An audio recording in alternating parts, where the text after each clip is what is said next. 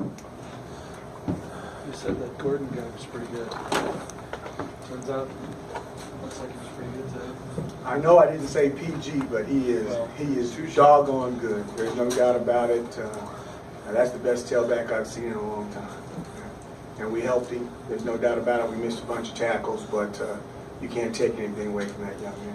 Something in particular that he does or did make him special? Well, hell, there's a shiftiness about him, and then you see his breakaway speed, and then, heck, I saw 2 or 3 stiff arms. Like he's stiff arming kids like he's grown and he's playing a Pop Warner game. Heck, and I know the guys were strong that he was throwing off of him. So obviously he's very shifty, great speed, and great strength. Coach State, in the second quarter, the game just seemed to get away from you. See part of the reason why?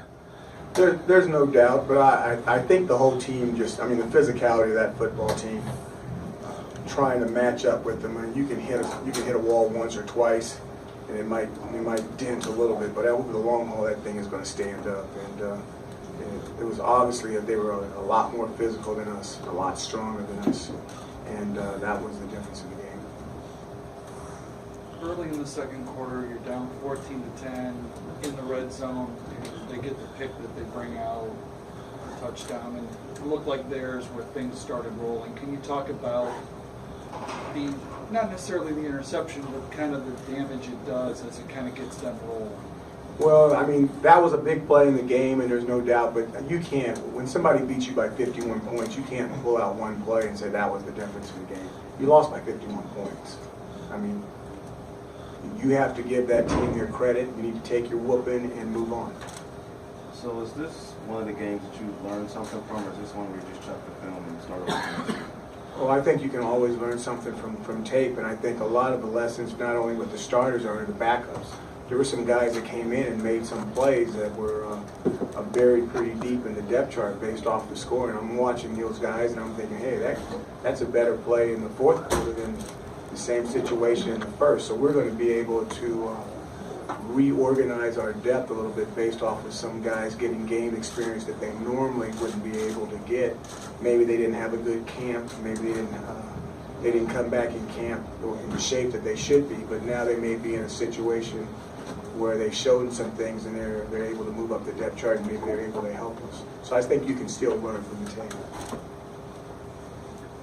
How would you analyze how James played today? Probably just balanced out as good as he played against Indiana. Probably not so good.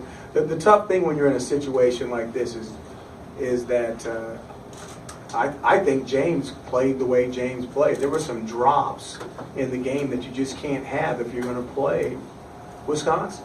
We're dropping. I can remember dropping touchdowns, and you get a couple of holding calls and a couple of sacks. Quarterback gets hit a couple of times, and all of a sudden the ball's 3-4 inches over somebody's hands instead of being right on them. So it's an effect, and it's a total team effect. And what it really comes down to is just the physicality. They were a lot more physical than we were. We lost a physical battle, and when you do that, all these other things start to show up.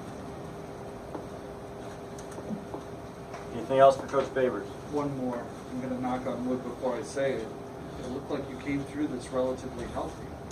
There's one question mark that we need to see about a defensive guy, but outside of that, I think you're right. Is that trying to put a bright, shiny face on an otherwise ugly day? Is that the best of it, or? Well, what I told the football team in the locker room is Wisconsin beat us once. It counts as one loss. It doesn't matter if it was 1 point and 51 points. It counts as one loss. Now we've got to make sure they don't beat us twice. We've got an opportunity to go back on the road, start the defending our MAC championship against UMass. We haven't won on the road yet, so we can't call ourselves a good football team until we win on the road, because good teams win on the road. So we get another opportunity to go out and prove that we're a good football team. It starts tomorrow, and we need to all come to work ready to go so that we can have the type of result that we need at the end of that football season.